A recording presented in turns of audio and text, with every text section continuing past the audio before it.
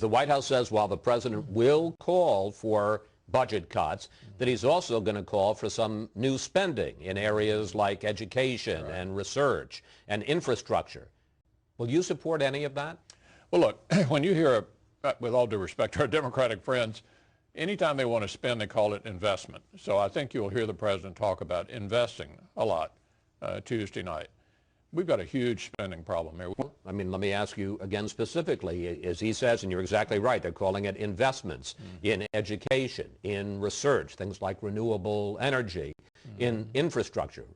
How does that sound to you? Well, I don't think anything ought to be off limits for the effort to reduce spending.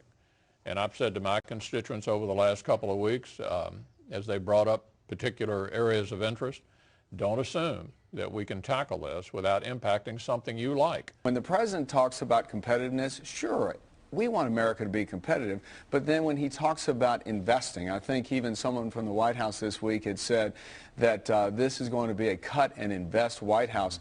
We want to cut and grow, because when we hear invest, from anyone in Washington, to me that means more spending. And right. Well, let's just be clear. You don't believe that there's a balance that you have to get right in terms of investing in the economy to help it innovate, to become more competitive. That's not a vision you agree with. David, what I would say is the investment needs to occur in the private sector. Not by government. And for too long now, there's been uncertainty on the part of investors. Okay, well, all this talk about investments in the State of the Union show last night, that's what all the new spending is going to be called tomorrow, Tuesday night. That's what the new spending is going to be called.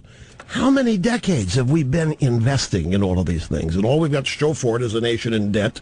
We have no winning performances, leading performances in our education system. In fact, practically everything we've been investing in is falling apart.